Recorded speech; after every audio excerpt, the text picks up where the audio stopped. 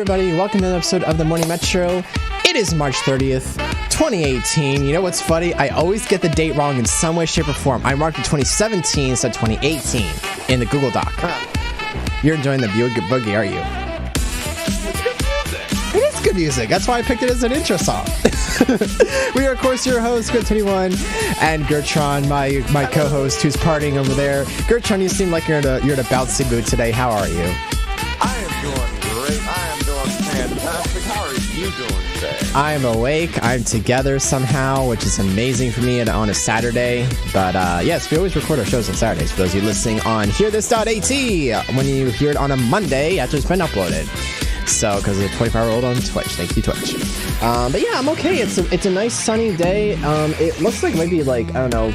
I don't know if it's like kind of chilly. It was kind of chilly in the house actually when I woke up this morning.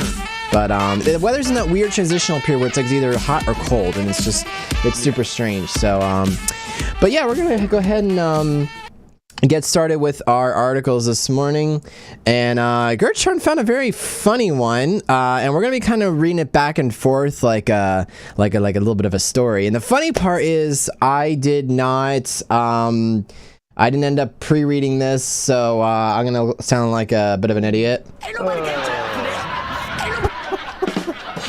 So that's good. It'll be fine. So it's okay. I can already laugh at myself. So that's perfectly all right. So, but Gertrude, let's go ahead and get started with this with a story about a woman who apparently got fired from a job she didn't actually have. Say what? I know, right? Can you? Walmart of all places. Walmart this gets fired from a Walmart she doesn't even work at. Ain't nobody got time for that. Continue. Okay. Go ahead. Let's get started. Some people just don't know how to. And by the way, this is a true story. This is true wow. Story. Okay. You know, it's not unusual for people to be mistaken for employees when they go shopping. Typically, telling the person that you don't work there is more than enough to get them to admit their mistake. I've had the same deal. I've asked them if they work there. They're like, no. Oh, sorry. I'll find somebody else. Some people, though, refuse to hear that they could possibly be wrong. Those are the sort of people that Kristen, not her real name, by the way, of course, had to put up with. These things were changed to protect the innocent. Exactly. Continue. Somehow, her simple trip to Walmart wound up with her losing her job. Rip. But at least it was a job she never had in the first place. Yeah, I mean, so like she didn't lose any benefits. She didn't lose any paycheck. You know, exactly. It's a bonus. Yeah. Yeah. Continue. Yeah. Now, Kristen, again, not her real name, recently shared her story online, and it is currently a wild ride from beginning to end. Oh my! So, your turn. Okay. While Kristen went to college, she worked in a cafeteria known as the quarterdeck, or QD. As part of her work study, she had to wear a uniform that consisted of dark pants and royal blue shirt that had to be affiliated somehow with the university. The cafeteria provided a shirt for workers to wear that had quarterdeck written on the front in bright gold letters and crew on the back. Kristen was a common sight there since she worked almost every day. One day, after a particularly long shift, Kristen decided to make a trip to Walmart. One of her roommates needed a few items, and Kristen was fitting for some mac and cheese. Mac and cheese, dang. Actually, that might make that for lunch later. I don't know. Since she was heading to the store directly after her shift, she didn't have time to change out of her uniform. Her college had a shuttle service that would drive students to local shops and restaurants, so Kristen hopped on one and headed to Wally World. Wally. I remember when I was younger. Yeah. My parents used to say, "We're going to Wally World," and I was like, "Is that some sort of theme park?" And then I finally That's great. Once there, she told the driver what time she expected to be finished shopping, grabbed a cart, and went inside. Gertrude, your turn. While shopping, Kristen had a tendency to go on autopilot. She was so focused on what she came in to get that she usually didn't notice the other shoppers around her, like myself, around her unless she needed to avoid a collision or get out of their way. Beep, beep. Exactly. While she was studying a shelf of products, trying to figure out which one to get, she heard an irritated sigh come from her left. Oh Thinking my. she was standing in their way, she stepped to her right to give them space to get whatever it was they needed. This was the moment that Kristen knew she'd messed up. This Whoopsie. was yeah, exactly.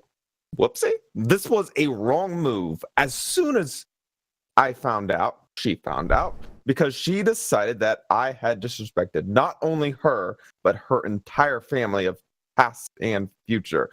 The woman then tapped her forcefully on the shoulder, which caused a bruise that lingered for almost a week, and cleared her throat with a very sarcastic and pointed ahem. Shocked at the woman's boldness as well as her unbelievable rudeness, Kristen turned around to get a good look at the woman who thought it was a good idea to put her hands on another person. What she saw definitely didn't disappoint. In fact, she looked exactly like someone who would cause such a stink at Walmart. Dum, dum, dum. That lady's behavior is unbecoming of a woman her age. I looked up to see this woman in her mid-40s that was the epitome of a "let me talk to your manager" customer. She had the haircut and jewelry, everything, Kristen, trying to keep things civil despite the fact that the woman had actually put her hands in a way that was totally inappropriate. Whoops. Simply asked her if she could help her. "Well, it's about time you did your job," the woman huffed. "I'm sorry? What? Question mark? Asked Kristen, confused. "Oh, are you as deaf as you are stupid? I've been trying to get your attention for hours." It's safe to say that she was over her aggression, seeing as how Kristen had only been in the store for about 5 minutes. She had obviously mistaken her for an employee because of her blue shirt, but it wasn't exactly the right shade of blue, plus Kristen had recently dyed her hair purple for a fundraiser. Most retailers have a policy against dyed hair, especially unusual colors like purple. Kristen set out to correct her as kindly and politely as possible. "Ma'am," said Kristen, "I don't work here." "You most definitely do. Your shirt says crew on the back and you walk around like you know every inch of the store," the woman argued. Clearly, this woman wasn't about to back down easily. Continue, Gertron. Kristen was downright flabbergasted. Flabbergasted! Flabbergasted! Just wouldn't believe her. What would be the point of her lying about working there, especially if she actually did? And how would knowing where you're going to be enough proof that someone works at any given store? Even I know a lot about Walmart. I don't even work there. Right. Instead of being rude and telling the lady off, Kristen decided to take the high road and explain all the reasons why she was mistaken. "Well, I've been here a lot, and I usually get the same things, so I know where I'm going. I still don't work here, though. My shirt even says quarterdeck." She pointed at the logo, but the woman just huffed and waved away her explanation. "Then you work at Starbucks, but you still work here," she said. Now, while there was a small Starbucks at their location, their uniforms looked nothing like what Kristen was wearing. They wore all black with green aprons, plus their uniforms said Starbucks on them. It was difficult, if not impossible, to mistake Kristen for a Starbucks employee, but the lady was clearly up for the task. Oh my. Wait, I just for fun I have to go flabbergasted. Flabbergasted. That's a fun word to say. Tired from a long day of classes and long shift work, Kristen was ready to end the whole ordeal. At this point, I just want her to get as far away from me as possible. Again, I'm tired and I want to buy my things and leave. Since she had worked with customers before, she knew exactly the tone she should strike to appease her. Instead of arguing with her, Kristen just put a big smile on her face that she'd perfectly perfected in her years of retail work. "You're right," she said, in a tone of voice sweet enough to rot her teeth. "I keep forgetting that we're connected. That's my mistake, and I'm extremely grateful you pointed that out. I promise I'll work on it. What are you looking for? And I will try my best to help you find it." Oh wow, she's actually playing into it. Yeah. She admitted that she was being overly perky to compensate for her genuine lack of interest and total exhaustion. It was exactly the tone the overly aggressive customer wanted, apparently, because she went from anger to smug list almost immediately. There you go, she said. I knew you could do it. You just need some sense beat into you. Wow. The fact that she actually said that made Kristen so uncomfortable that she had to stop herself from taking a step back from the woman. She literally just implied that it was perfectly acceptable to put your hands on a worker just as long as you got what you wanted from them. My gosh. Yo, yeah. Don't know about you, but that sounds like a woman excusing assault. True. Yeah. Just as long as she justified by getting her what she wants. No wonder Kristen got chills when she heard her say that, but it was too late to back out now. Continue. Now that she thought that she had won and the woman's demands became evident, as it turns out, the woman was looking for a particular brand of pet food. One that, by pure coincidence, Kristen knew that Walmart didn't carry. Her mother had asked her to look for it a while ago, and that's how she knew they didn't have it. She didn't tell the woman that, though. Instead, she directed her to look at an aisle 12B, which was all the way across the store. The only problem? There was no such thing as aisle 12B. Oopsie. This is going from bad to worse. The Continue. Aisle stopped at 10, so there couldn't be an aisle 12, much less an aisle 12B. Kristen, though, her little ruse was hilarious, plus it got her away from the crazy woman and back to her shopping, so she figured it was a win-win, but things were about to get worse. Oh my gosh. Yeah. Had I known that she would have released the storm of storms, I'd have left immediately. Moreover, she wasn't the only customer that day to mistaken Kristen for a worker. Kristen estimated that almost 40 people stopped her to ask her about certain products while she was in the store. If they were nice and apologetic about interrupting her, she pointed them in the right direction. If they're rude or presumptuous, though, they got directed to aisle 12B. Cereal, aisle 12B. Gardening equipment, aisle 12B. Rat poison, aisle 12B. The location wait. Looking for something? Aisle 12B.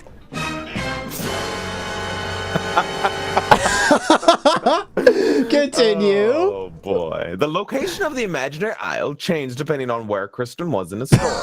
But it was always somewhere all the way across the store from where she was at the moment. Yet she could only keep up this game for so long. Wait, I have to say, aisle 12B. All the way across the galaxy to another land entirely. Aisle 12B.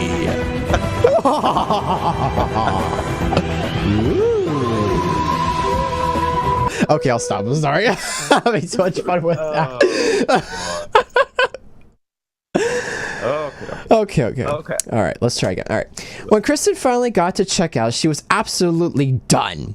She went through the self-scan checkout just to avoid talking to anyone else. There was one last hurdle for her to overcome before she could make her way to freedom, though.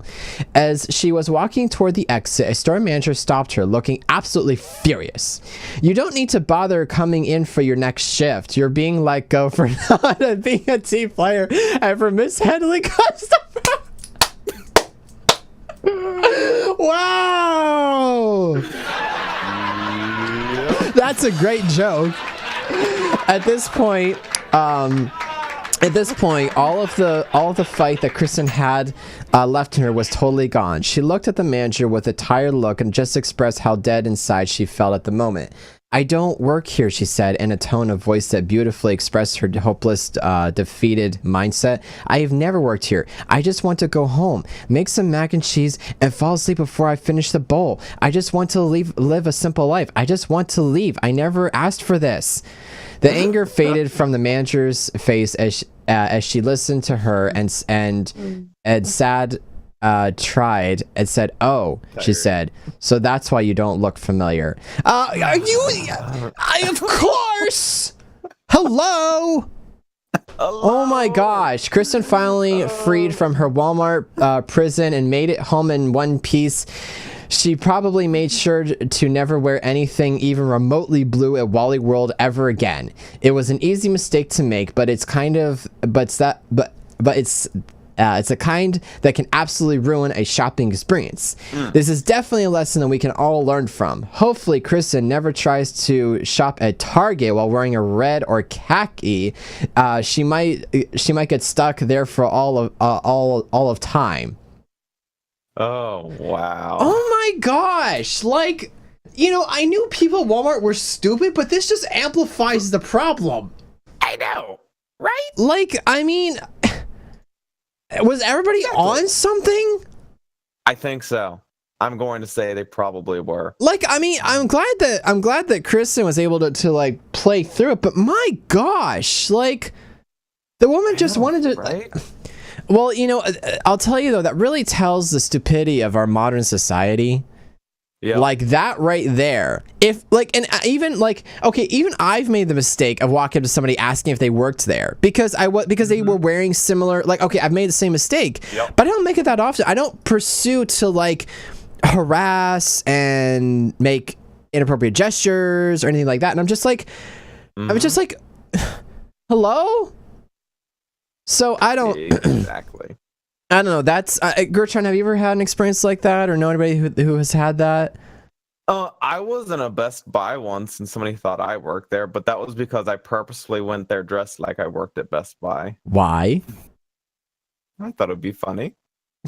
You troll. I know. When have you never been a troll? By the way, thank you to anybody who's watching this morning or who's just kind of like lurking and stuff. Really appreciate your willingness to just sit and watch and enjoy the show. We hope you're having a good morning if you are lurking. All right, moving on to some music news, and I'm particularly interested in this because I play guitar, and as you guys know on my channel, I've done some music streams, which I haven't done in quite some time because they're sort of time-consuming and very involved.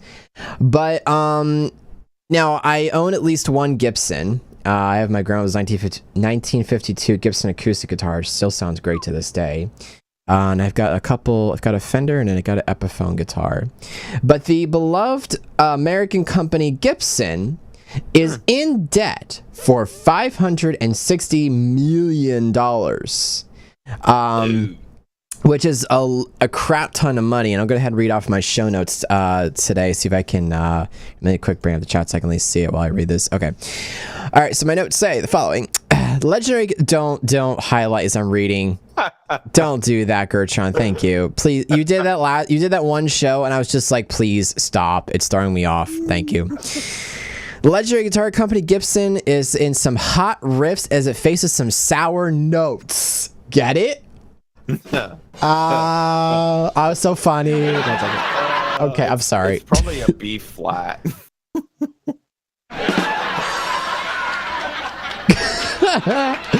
All right.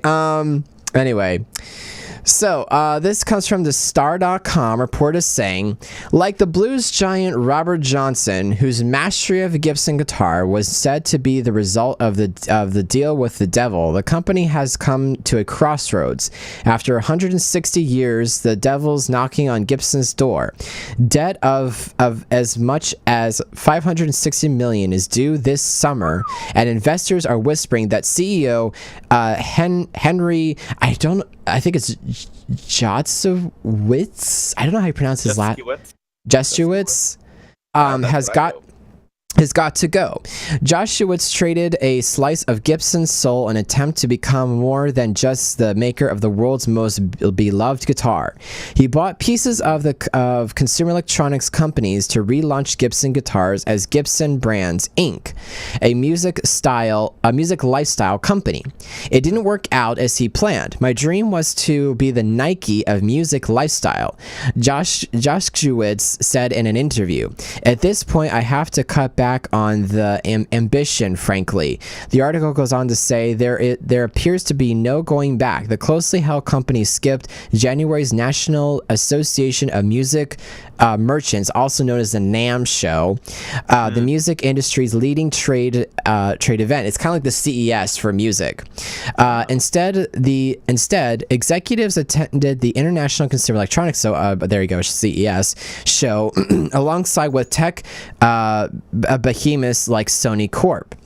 The transition has drained more cash than expected, with a particular downhill turn after after the Philips deal. I think Philips is a brand of TV. No, yeah, they do electronics. I have, ironically, a Philips DVD player in my office here. You still have a DVD player? Yeah, because like, well, remember, I used to do a lot of more production stuff, and I would have to like make DVDs for I would have to make DVDs for customers and stuff, and to check them, I would always stick them in my own DVD player to make sure they played correctly. So that's why I still have it. And unfortunately, I'm trying to scroll and also scroll alongside, make sure I'm showing the right material. Okay, Phil's here. We got sort of a grab bag full of stuff, and some of it really did make sense, but some of it was just unprofitable, Joshkowitz said. A looming $375 million bond mutually means he's running out of time for a turnaround, according to Moody's Investor Service senior analyst Kevin Cassidy. On top of the August 1st payment, the company has a springing lien that will cause $185 million of debt to become current in July if Gibson falls behind on payments, according to S&P Global Ratings. Gibson is also facing a tighter credit terms from its suppliers and growing pressure from new import regulations on rosewood, a crucial material for Gibson's high-end instruments, according to S&P. Now, I actually do remember part of the bit with the import issue. Gibson came under fire a couple months. I would almost say I want to say it was about a year or two before this, because they had changed the import regulations for particular types of wood and stuff, and apparently Gibson, I guess, was being controversial because it was like, I think it had something to do with like environmentalism, because when does it not do anything with environmentalism? And they were like, they I forget exactly how they got out of that or how that deal ended up turning out, but like, this is really, like, this is huge for the largest music company in the United States to be facing this. And not only that, but Henry Joshkowitz said that he didn't want to, because apparently the deal was they would forgive, I think it's somewhere in the article, they would forgive the debt if Henry Joshkowitz stepped down as CEO of Gibson. But he was like, I don't want to do that. Like, this is my company. I don't want to, give this up, which, I mean, is completely understandable. Yeah. He's had the company for several, wow, that is actually interesting, piece of what rosewood looks like. That's actually really cool. I never saw that. Thanks for sharing that image. Yeah. But like, it's understandable he doesn't want to step down from the company that he built. Like, he's had this company almost from the beginning. So yeah, right now they're sitting on this, and there's really no telling what's going to happen now. And for Gibson try to become like the Nike of music, I don't know if there really is a market for that, because, I mean, think about all the other companies we've got. We've got Fender, we have Boss, which comes under Roland. So you have Roland products, you have Dunlop, you have Digitech, you have Korg, and you have many other companies, and a lot of them, there is no way that Gibson could become the Nike of everything, because everybody's already sort of done it already. So while it was kind of like one of those, like, it was better on paper than reality things. Gertrude, I know you're not a music person, but what do you think of this article?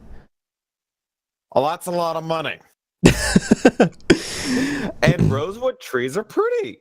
I did not realize that. Well, according to the article, Gibson guitars, the reason why they're over $1,000 is because they are literally handcrafted, like from start to finish.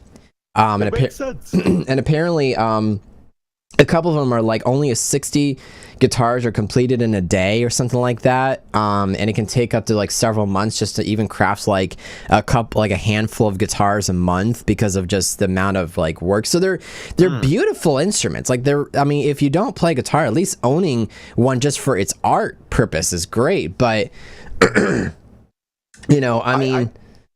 Go ahead. I'd be afraid that if I went ahead and bought a guitar and put it in the corner purely for art, somebody would ask me, "Oh, you play guitar? Why don't you play me something?" They're like, "But I don't know how to." That's ultimately what happens. No lie. And then they'll look at me and be like, "But then why do you own it?" I own it as art. But why? Because why not?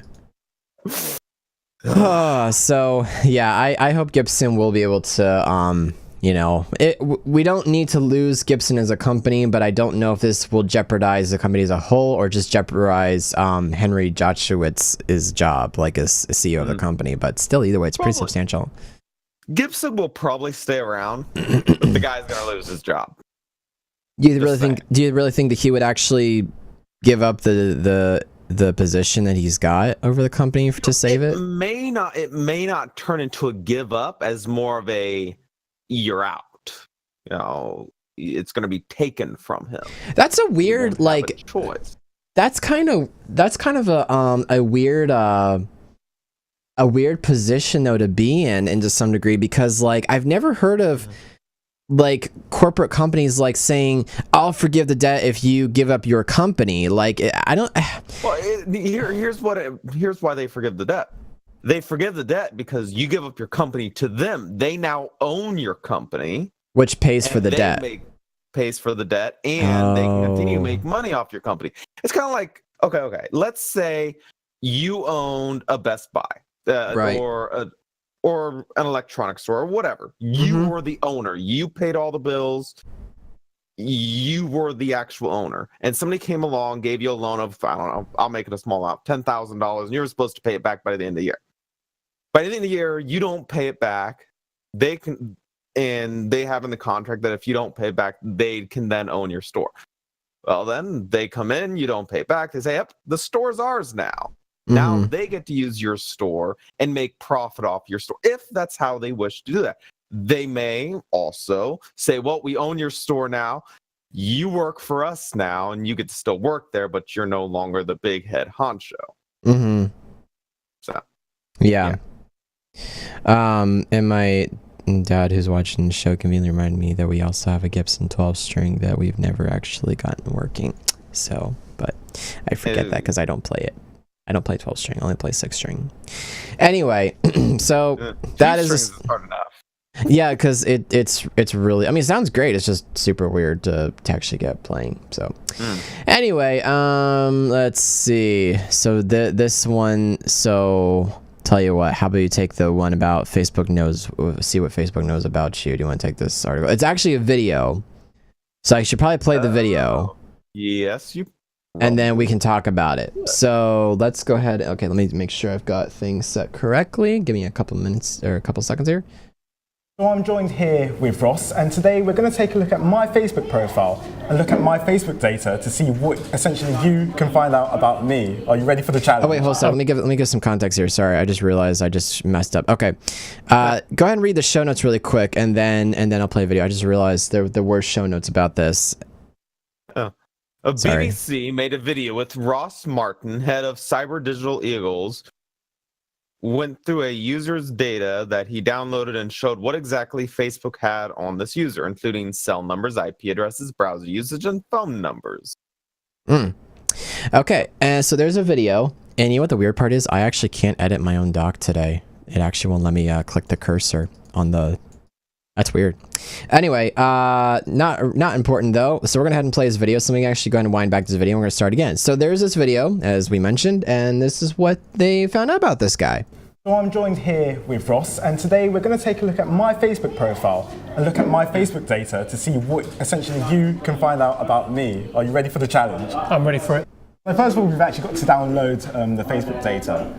Basically, search through it and tell me what you know about me. You've got all of your contacts on this data. Yeah. I can see every single one of their mobile numbers. Can you actually? Every single number. Oh! So let's keep digging. I'm sure there's more. That's literally all their mobile numbers. I can tell who you've had conversations with.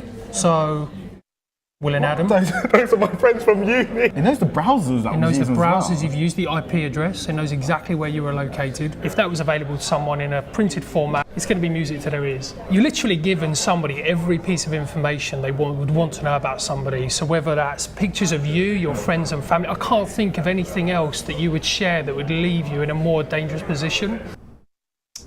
Wow. Wow. Okay. So that's a problem. I mean, Yeah, Facebook that's... doesn't need to know all that. People don't need to know all that. Facebook says, okay, let me read this. Facebook says it transfers information to partners and vendors who provide it with support, like survey providers. Okay. There's some other text at the end here, I think. Is that it? Yeah, it's the only text at the end. Okay, so I already, okay. I have so many mixed feelings about Facebook. I know people like Gertrude use it. That's perfectly okay. I know people like my own family members use it. That's perfectly okay. That's their discretion. Yeah. I use the only reason why I have one is because there are certain people that I like to know what they are up to. However, I do not post photos. I do not post information. I don't attach my text messages to Facebook Messenger. None of that, because Facebook does this crap. Yeah. Like, do people... Go ahead. I'm gonna end up ranting. Go on. I use Facebook mainly because it lets me see some of the funny articles and whatnot. I mean, I post some things. I don't put too many pictures. But Facebook is not the only company that does this. Google, Apple, Microsoft. All the big wigs do this, and a lot of the small wigs do it too. Mm-hmm. The problem is... It's what they do with it. Yeah, and only to a certain degree, depending on what they do with it, is it actually against the law. Well, Which is why he's going to be in a lot of trouble. Well, and see, here's the other thing too. You know, I don't even know why we bother having privacy policies anymore. I feel like exactly, like I feel like that we just need to just drop the concept of privacy policy, because it literally does not exist anymore. You know, you sign up for a service and you set up your profile for things. I have got so many accounts for so many different passwords. It's ridiculous. And the annoying thing is, I think, Microsoft sent me an email that they're changing their terms and conditions and something else recently. And these companies, they change this stuff over and over and over. It's like, okay, how much more information do you absolutely need from me? Like, why? I don't understand. Why can there not just be like one universal thing? We'll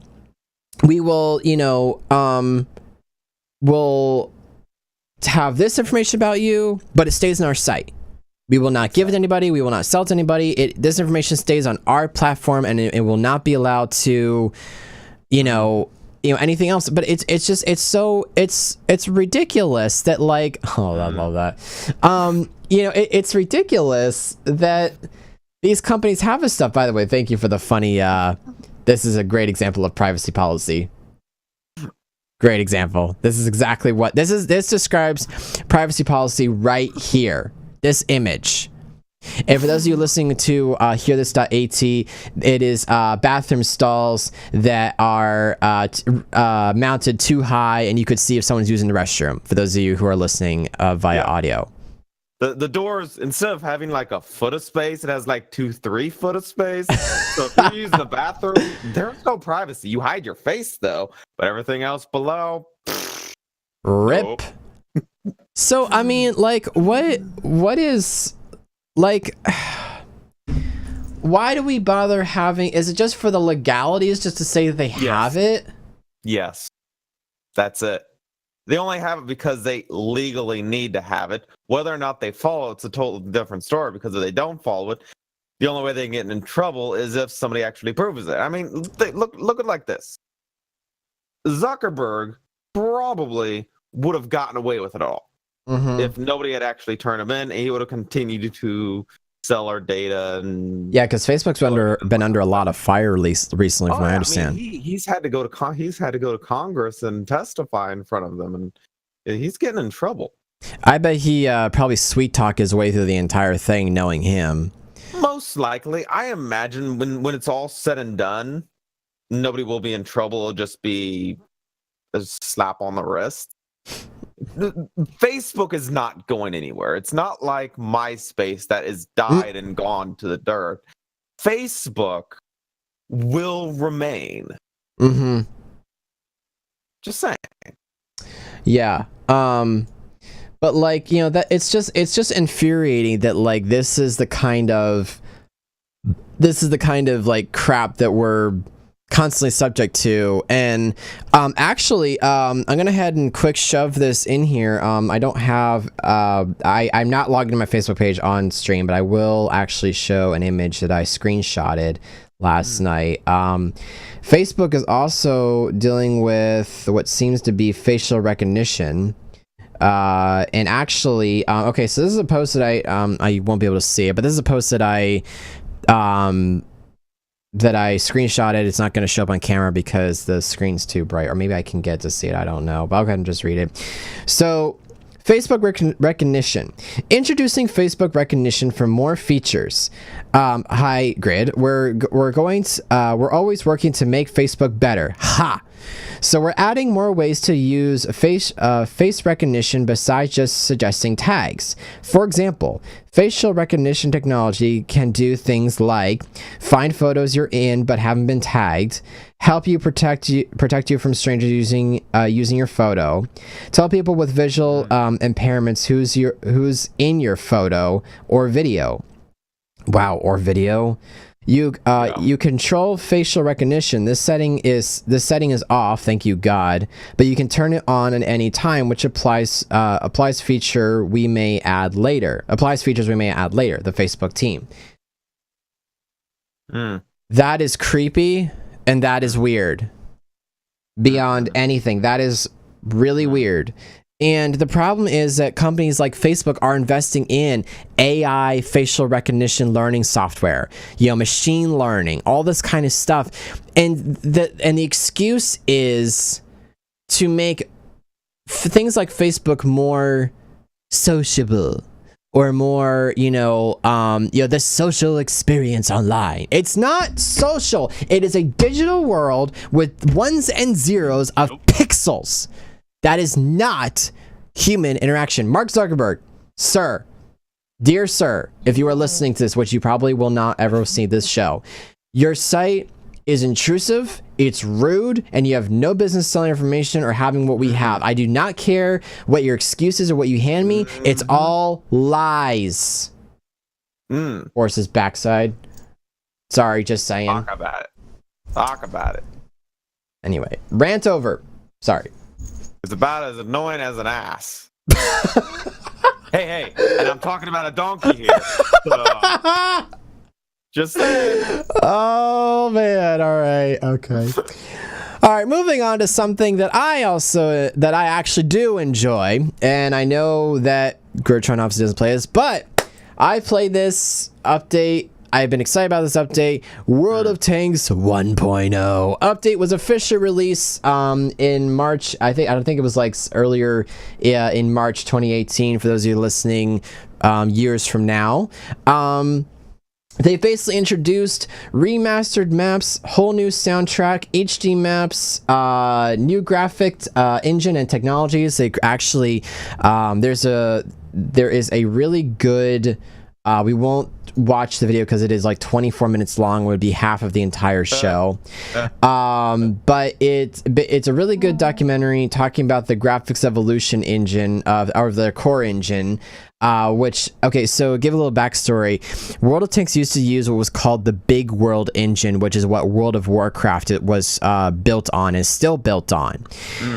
War Gaming felt that the Big World engine was not technically advanced enough to push the game to a new level of graphic interaction and gameplay. Like, for example, if you bust through a wall, you will see the entire wall fly out as particles, like as one giant, you know, like whole blocks of stuff.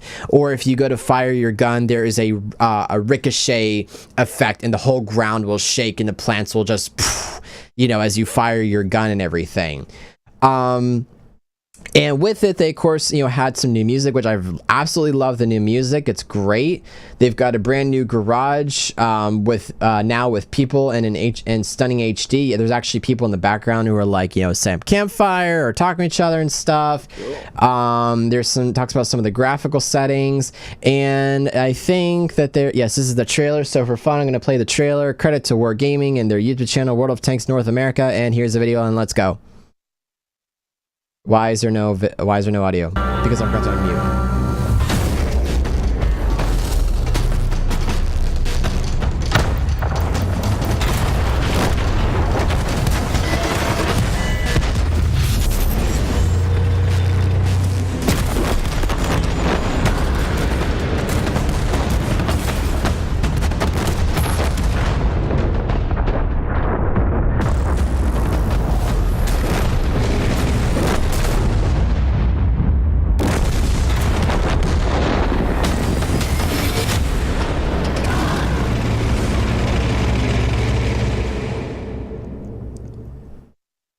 Now, if that doesn't want to make you want to, like, get playing, I don't know what does. But I think that was super cool.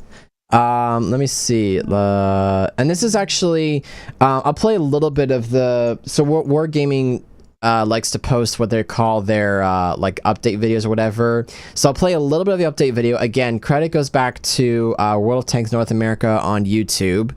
If you guys want to check out the actual video, I'm not going to try to read the address because I'm going to end up messing it up. So those of you who are listening on hearthis.at, you only hear the audio portion of this. I'm so sorry, but please enjoy anyway. I'll play part of it.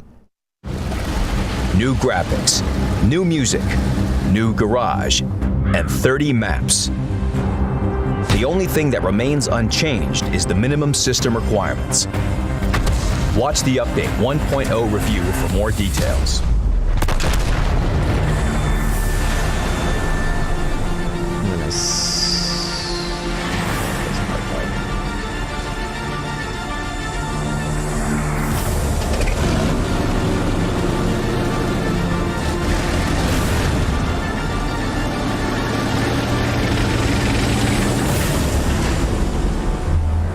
You can already see the scope of changes in the garage.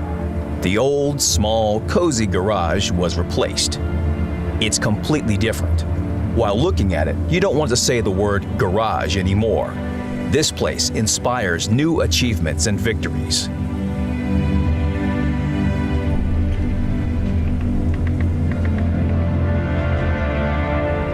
The good old-fashioned big world has served the game faithfully and loyally for more than 8 years. Now it steps aside for a new graphics engine, Core. This is an in-house development of the Wargaming team. The engine will bring new lighting into World of Tanks, shadows, sky, new water effects and landscapes. All the vegetation and the majority of objects on the maps have been rendered anew. The newest technologies allow the team to add visual effects into the game that impress with their realism. Interactions between the vehicles and the environment have shifted to a completely different level. Just look at the shooting effects. The Havoc destruction technology allowed us to change our approach to the in-game destruction system. In future, the number of destructible objects will be increasing. The new engine made each map almost borderless. But the most important thing is that the minimum system requirements haven't changed. If you could play World of Tanks on your rig with the older graphics, you will be satisfied with the new graphics on the same PC. When you first launch the game, the settings will be defined automatically. The system... All right, well, that's as much as I want to play for the sake of not infringing on copyright. But there is more to that. So if you want to watch the rest of the video, for those of you who are listening and also are listening here or listening on Monday, go to check out World of Tanks North America. The title of the video is World of Tanks 1.0 Update Review. But super cool. Super cool. Gertrude, is it enough to get you to get playing? Maybe? It's free. The game's free. Okay. You know, let me actually check something right quick. I may already have the game installed. They had to put a new launcher, by the way, just so you know. No, I'll know in a moment. Was it here waiting? If my game all of a sudden starts playing, I'm not going to be happy. Hey, so I have a launcher and it's totally looking for updates. So I'm going to assume that I have it installed still. All right, cool. All right, and I'm going to let it download in the background. Cool. All right, cool. So, yeah, for those of you that are tanker fans or have played World of Tanks in the past, there is now a new incentive and reason to play World of Tanks. So there you go. Gertrude, would you like to talk about this? Because I know I wrote it, but would you like to go ahead and talk about this? Apple is trying to make its own technology. Speaking of in-house technologies, actually, that's a good segue. Apple developing its own displays? Question mark. Please go ahead and take this article if you would.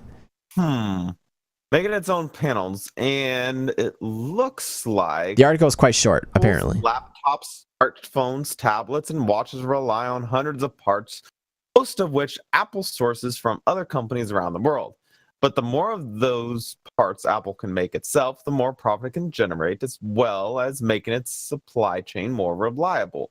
Quick side note. This is coming from foxnews.com. I forgot to cite our articles this morning. Please continue. Sorry. Yeah. Apple already started making its own chips. Wait. I'm sorry. I got to take a quick look at the chips one. The potato chips? That's what I'm trying to. Oh, power management chips. Okay. Oh, I was thinking potato chips. They were trying to make their own. I was thinking they were trying to make their own Apple CPU, food. But yeah. Apple food. Continue. Yes. As Bloomberg reports, Apple is thought to be designing and producing its own displays in a secret manufacturing facility near California. Of course. More specifically, the focus is on producing micro LED screens like those recently produced by Samsung to form the 146-inch modular TV. It's launching in August. What? 146? I mean, do you really need that big of a TV? Yes. Seriously? Yes, we do. Whatever. In Apple's case, perfecting the micro LED screen production would remove the need to rely on companies including Samsung Japan Display Sharp and LG Display. We could see Apple displays used in the Apple Watch, iPhone, iPad, and maybe even MacBooks in the future. But there's one big problem. Micro LED is extremely difficult to manufacture. And if it's extremely difficult to manufacture and they start using this in phones, so your average cost to get like an iPhone 6 paired or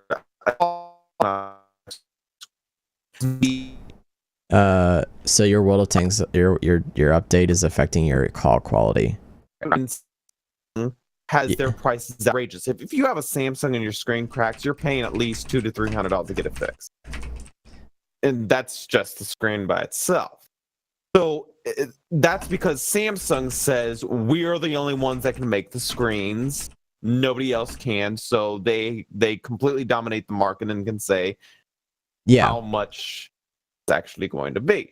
So as far as Apple doing that, it all of a sudden will mean the cost will be extreme. Yeah. And see, like, you know, and that's now the problem is we already knew the Apple products were super expensive, and like it's very nice. Sorry, we had a little back show thing I had to take care of. As far as like, okay, we already knew Apple was like, I mean, an iPhone, how much is an iPhone now? It's like what, 600 or more? I know the new iPhone X is what, like 1,000 or something. So my question is, okay, so yeah, go ahead and look it up. So my question would be, okay, if Apple starts, what's the price on it? What are we talking? It's 1,000. It's $999 for 64 gigabyte, $1149 for 256. So again. Yeah. Yeah. Take Only out a loan. the rich can afford iPhones. So my only question is like, okay, like if they start making their own displays, does that mean that the price of their products are going to go down, or Exactly. or do they just keep increasing? It's going to go up. It's going to go up a lot more. Because think about it. If micro LED is extremely difficult to manufacture, the more difficult something is to make, the more expensive it's going to be. So that means that if the iPhone X was all of a sudden made with micro LED, yeah, it's possible. I don't know the actual cost here, but it's possible it can go from its $9.99 price for its 64 gig version all the way to maybe $1,200 for the 64 gig and $1,500 for the 250. The cost could increase, I would imagine, anywhere from 25 to 50%.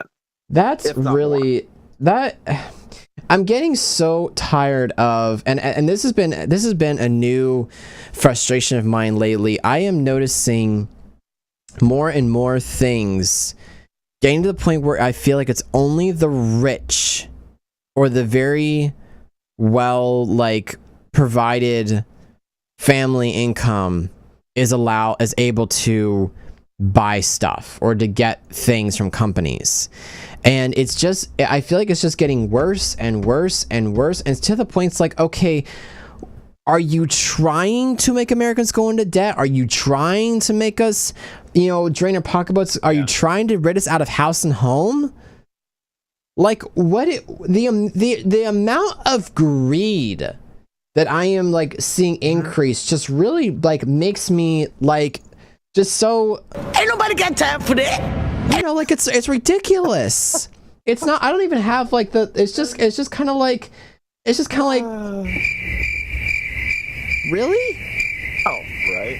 Really? Now we got to talk about the difference between micro LED and the OLED, the OLED, which is what almost all phones use right now, is the OLED, which it's power hungry, it's brighter. No, it's less brighter, and it has a limited lifespan. The micro LED is going to be stated that it's going to be brighter, thinner, less power hungry, and a longer lifespan. Mm-hmm. The problem is I don't care. Mm-hmm. I look at the bottom dollar. If the cost is within reason, mm-hmm. and the product is some best choice product where it's crappy made, I'm gonna like it. But I'm never gonna touch Apple. Apple can do. Somebody gave me an iPhone, I would probably sell it. Yeah, I would probably sell for as much as I could, and then I would or pay somebody to take it from me. Yeah, that too. But yeah, no, Apple, I'm sorry. No matter how glamorous and beautiful that product is, you're going to enjoy the experience of interaction with your social life. No matter how beautiful, Johnny Ive, you make your phones, I'm still not interested, and nor never will be. Sorry. Android user for life. Anyway. Android. So moving down the article train, and we're gonna go a little bit over time, but that's okay. Let's see, a couple episodes ago, we went from talking about Japan using Lincoln Logs to this man using Legos to make a house. And we're going to head and talk about this. This is a video that we found randomly on the internet. I feel like there should be more context, but I think it's just, is there an actual, maybe there's an actual article to this. I don't know. Maybe Gertrude can check that out for me. We're going to head and just look at this fun video that this guy uploaded. Is answering a question I asked myself as a 6-year-old boy, and which I'm sure millions and millions of other people have asked as well. If you had enough Lego bricks, could you build a real house? Yes, you could. Here it is.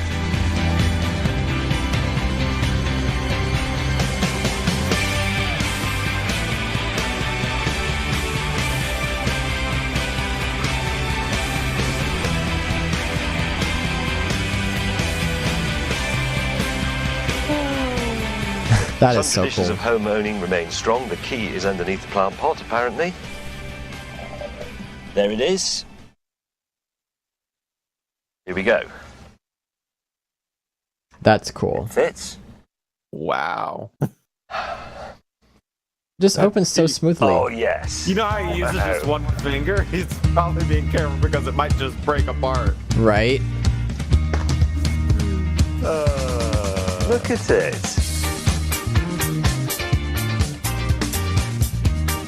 I wonder if the phone works. I don't know. There's my I don't love know if I'd coffee use the table. toothbrush, though. My piano. It's a baby grand. Oh, wow. Come upstairs. That's so cool. I'm now going upstairs in a Lego house. Wow. This is just fantastic. I thought we might manage a bungalow or a beach hut or something, but look at this. The first floor. Look at the stripes. It's just... I mean, all houses should look like this. It's so cheerful. Look at my carpet. It's beautiful. Does it shower leg? Does it shower? I've never seen anything like this. I think it's just No idea. stupendous.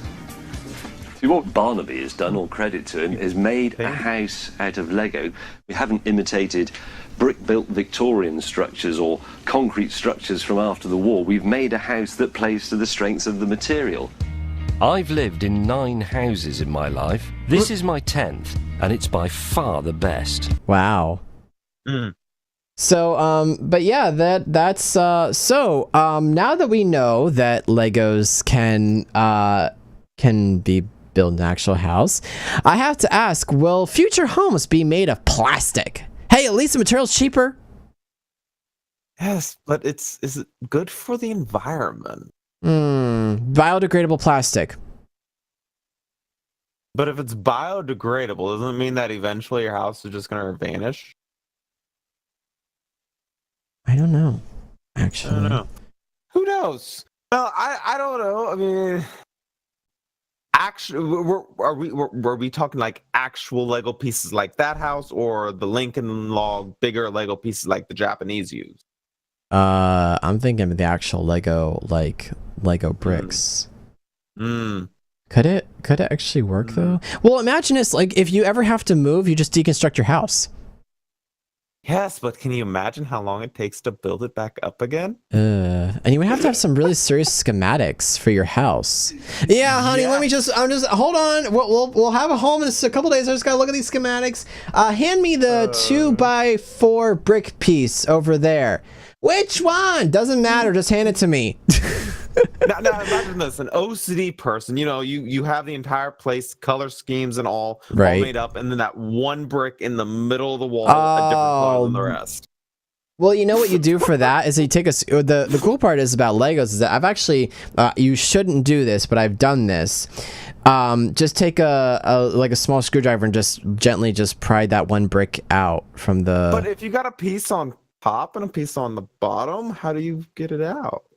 Mr. Amazing 3001 in chat says, I'd rather have one of those shipping container houses. Yes, I agree. Those are cool. I've never seen one of those actually. Yeah, you know what a shipping container is, right? Like the big ones on the big barge ships. Oh yeah, like the big metal. Yeah. Uh-huh. They turn those into houses. Oh. And they're really fancy. Oh. Wow. And you see, they're not that expensive. One shipping container. I was on Facebook and somebody was selling one for like $800. Wow. If you have the land, which you don't need a whole bunch of land, and you get the permits and whatnot, you could set one of them up. I mean, you'd have to know a little bit about setting them up, but yeah, set one of them up and there you go.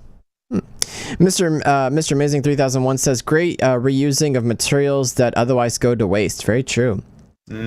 And you know, like when your kids are gone out of the house, they left any Legos left, you could build a house completely made out of Legos.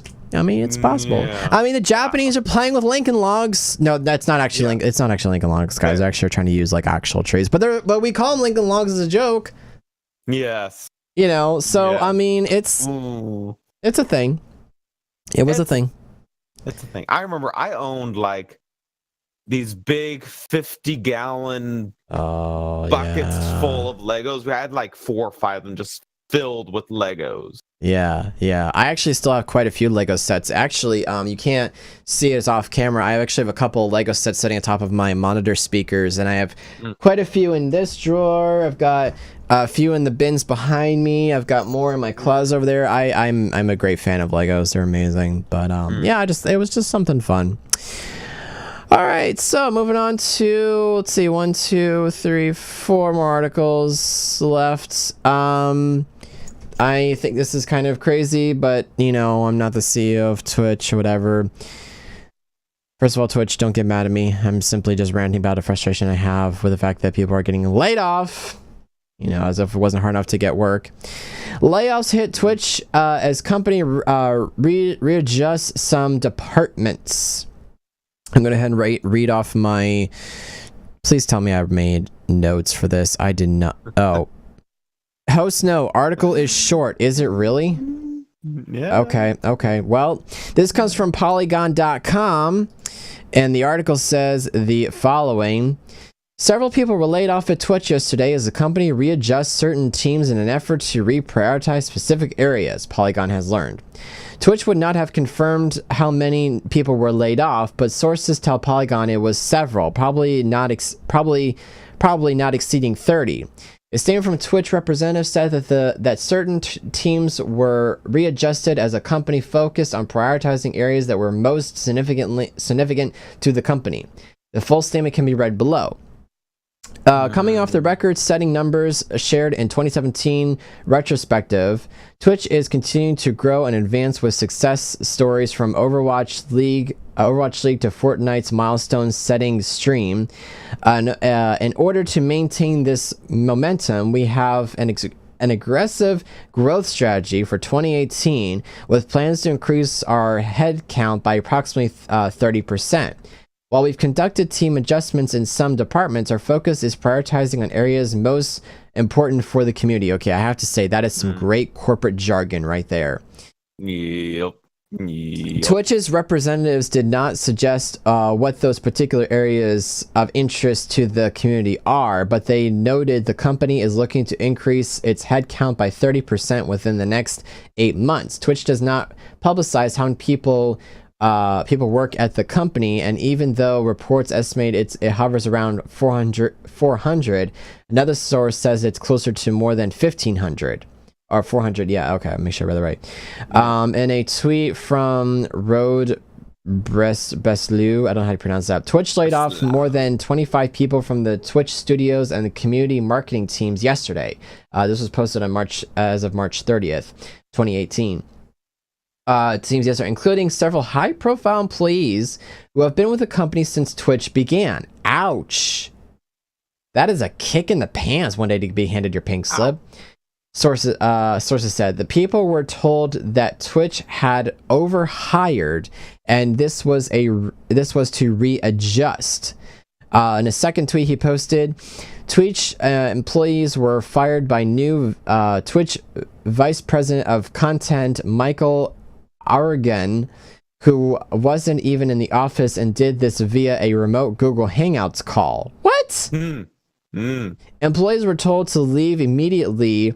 Morale is at an all-time low at Twitch, with one saying we got Amazoned. Sad day. Oh, yeah. By the way, Grid, you had asked earlier what a high-profile employee is. Yes. A high-profile employee is basically somebody that is well-known. Garners a lot of attention, and I mean, it may not be somebody we know, but it'd be somebody that, you know, maybe some of the higher ups would know, and they're popular and gotcha. Getting a lot of money and whatnot. Okay, gotcha. All right, I'm going to go ahead and try to read the end of this. Twitch's most recent notable hires include Sarah Clemens, former chief operative officer at Pandora. I was wondering why that sounded familiar. Is now the COO at Twitch. Mark Wheeler, formerly at the Republican Rubicon Project, is senior vice president of platforms and services, and Amir Shavat, formerly of Slack, is vice president of development relations. Wait a whoa. Two of these people one of them, only one. Sarah Clemens is definitely familiar. Amir Shavat, formerly of Slack, which I also use myself. This is weird. Like, I feel like this is just such a sudden, like, I just think this is that kind of blows my mind, but maybe it's just me. The story update. The story has been updated to include more information about how many employees currently work at Twitch. Update 2, the current number of employees at Twitch has been updated with the most recent accurate number according to a source. The story also includes more information. Okay, I guess this is just kind of a couple more updates that have been posted. Yeah. That's... They got Amazoned. They did get Amazoned. And, okay, Twitch, look. I understand that you sometimes have to restructure companies. I understand that sometimes people have to go, but this is not cool that you are laying off, especially people that are very notable in your company. Like, if people are notable in your company and they're literally known for being known, why are you firing them? Like, that doesn't help anybody. There's a difference. They weren't fired. They were laid off. What's the difference? Fired means you got in trouble. Laid off means they just didn't have a need for anymore, and means you could still get, depending on your position, you could still get all your benefits and whatnot. I mean, for instance, go on. You know how a while back the whole McCabe FBI director got fired and lost his entire pension? Yes. If they had just laid him off rather than firing him, he probably would have still got his pension. Okay. That's laid off is nicer, and it doesn't hurt you when you go and try and get another job. You say, I was laid off from a job. They're not going to look at you and be like, oh, what'd you do wrong? Right. Because you just got laid off. But you got fired from a job. They're going to look at you, okay, you got fired. Why'd you get fired? Yeah. And now you're in trouble. Yeah, but this is not... I am really sorry, but this doesn't... I'm really sorry for people who did get laid off from this, but this doesn't help. Right now, people are having trouble trying to get work still, from what I understand. I don't know what the current unemployment rate is, but I know it's not anywhere what the fake news says that it is. I know it's probably a lot higher than that. Now, what's confusing here is that the same Rod Breslau, whatever, he states later that some Twitch employees were fired by the new Twitch VP of content, Michael Aragon, who wasn't even the office. Yeah. Okay. So maybe some people got fired and some people were just laid off.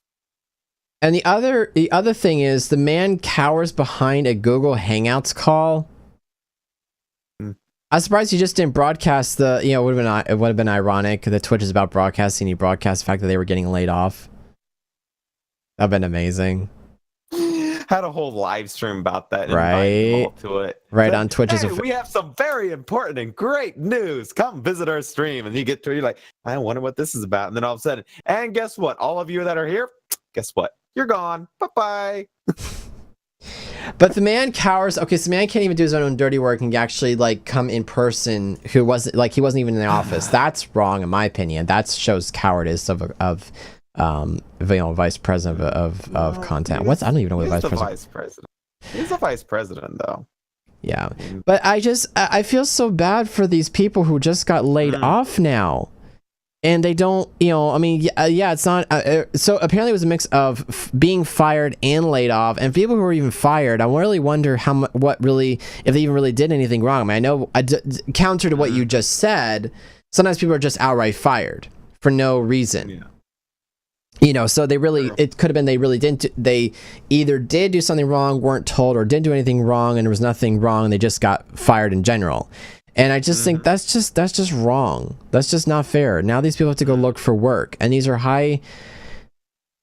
corporate America is disgusting. It's really getting more and more disgusting.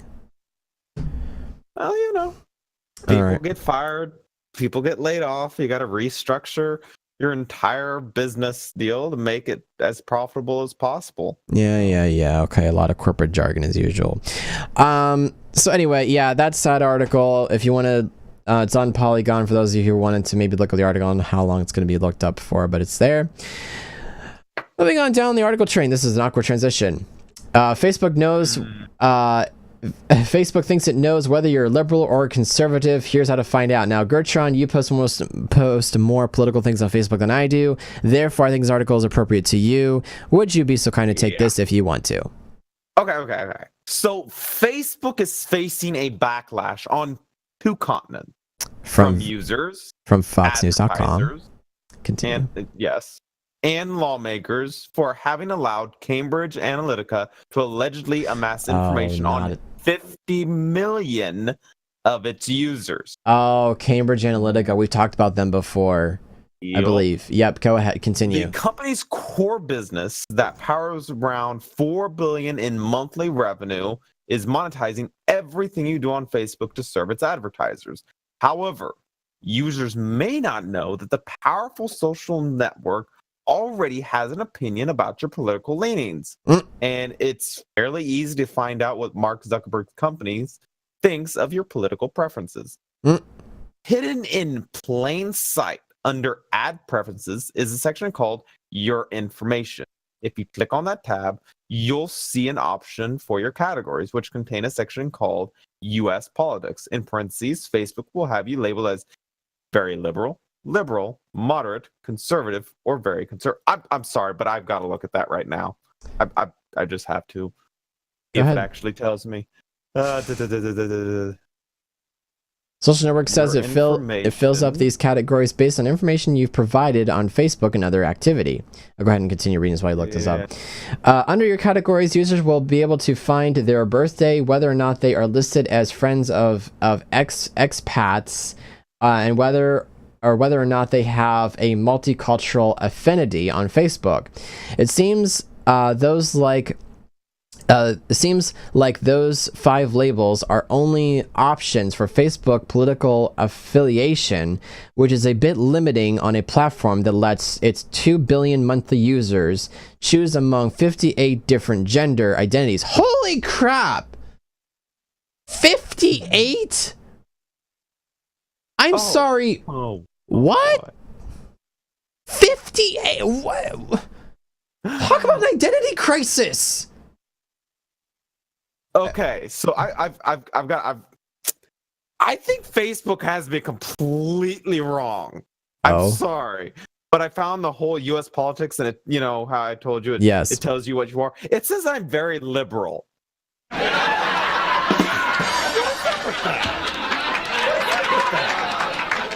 Seriously. You have something you want to tell me? Kappa?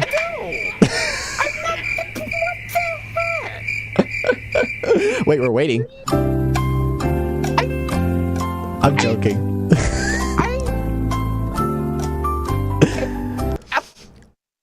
Why does it think that though? Because I've seen your posts. I don't know. I mean, if anything, I expected to at least say moderate or conservative, not very liberal. It doesn't even know me. Okay, so even though this entire deal is supposed to figure out who I am and what my political preference is, obviously they need to go back to the drawing board and figure out what they did wrong, because no, Facebook, I am not very liberal. The article goes on to say, regardless of whether you've clicked like for a particular candidate or political party, Facebook also tries to determine the self-professed political identities of other users who have liked the same pages as you, and then lumps you in with them. Don't want the algorithm to factor in your presumed political affiliation for advertising purposes? Just hover over the box, click the X, and see how the tweak impacts your experience on the site. Meanwhile, a new poll shows only 41% of Americans trust Facebook with their personal data. Zuckerberg has declined to testify, of course he would, in front of a British lawmaker about the data scandal, but the CEO and co-founder has reportedly expressed willingness to do so in the United States. UK-based Cambridge Analytica, which has ties to Donald Trump's 2016 presidential election campaign, has denied any wrongdoing. Of course, they would deny any wrongdoing. Oh, Of course, of course they're gonna yeah. Go. But by the way, Yes. it thinks that I'm an Asian American as well. Okay, hold on. I have a perfect one for this.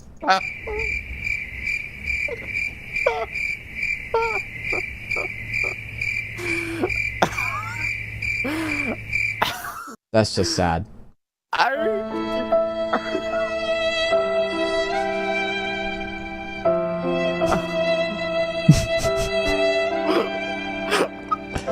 a white American. You're a misogynist, though. You're a white American male who's privileged. How do you feel about your privilege? I own a ZTE. It says, oh, guess what? You own a ZTE. I'm sorry, but I own an LGE. Wow.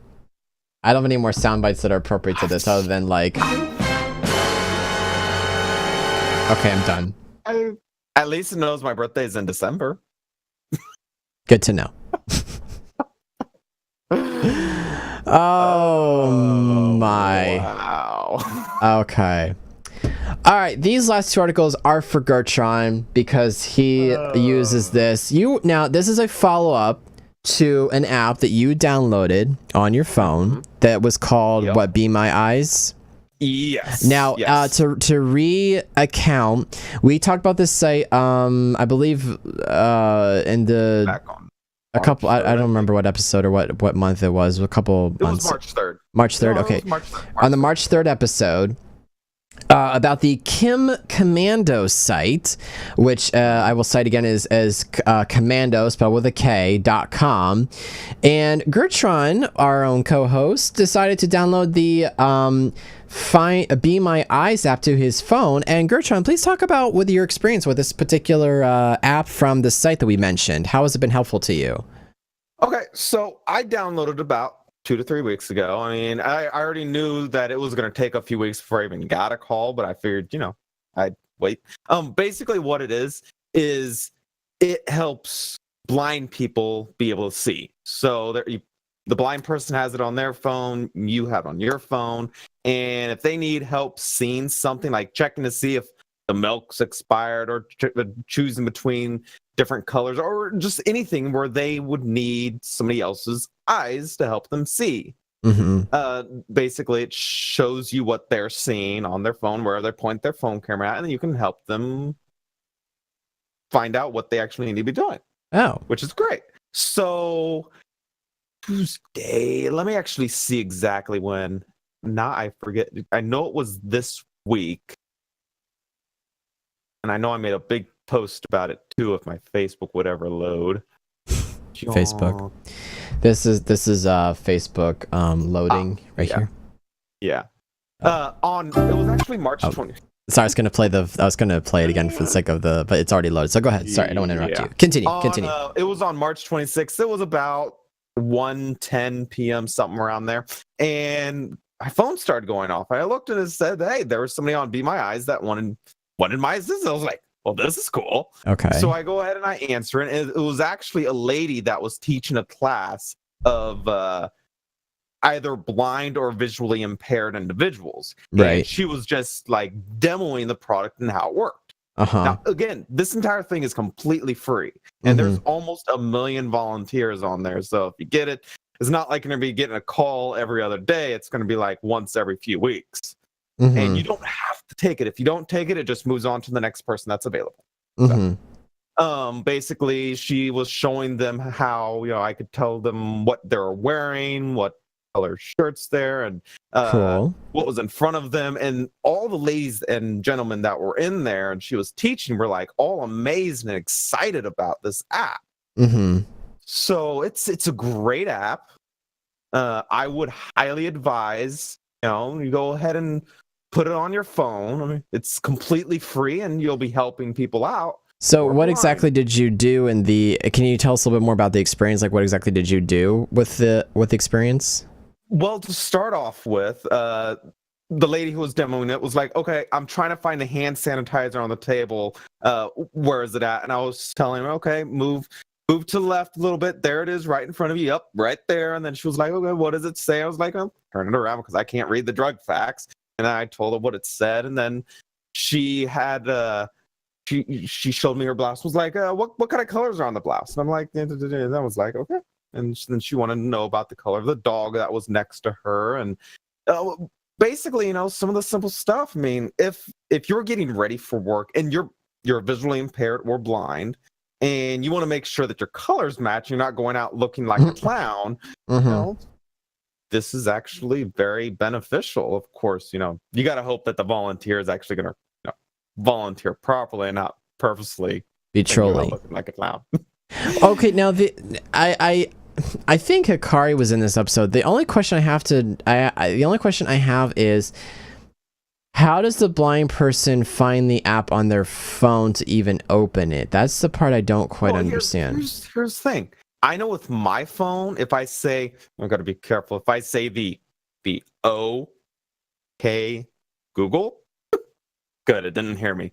I could then say, open Be My Eyes. And then the app would open, and there you would go. Oh, okay. All right, fair enough. Cool. Well, that's pretty awesome. So if you guys want to help those that are, because we take vision for granted so much, honestly. It's one of the most amazing things God ever gave us. If you want to be someone's eyes, be helpful, check out the Be My Eyes app.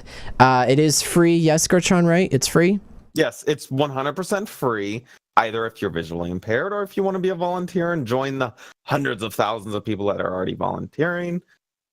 So, that is basically the app. Now, I have to ask, do you get paid for your trouble, or is it just a volunteer thing? No, it's purely volunteer. Okay, all right, fair enough, cool. So there you go, another helpful app, and we may end up coming back to kimcommando.com for something later on in the future. We'll never know.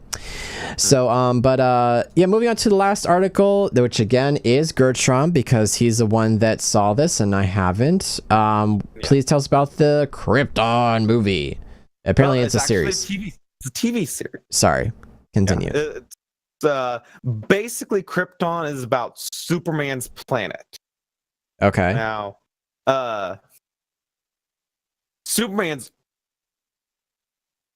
in the future, but and I believe it's actually Doctor Strange is in this one as well, if you know who he is. Want me to play the trailer for this? Oh yeah, go ahead. Credit to imdb.com. This is where this video comes from. Let's listen to part of the trailer. Because your grandson becomes Superman. I've been having this vision.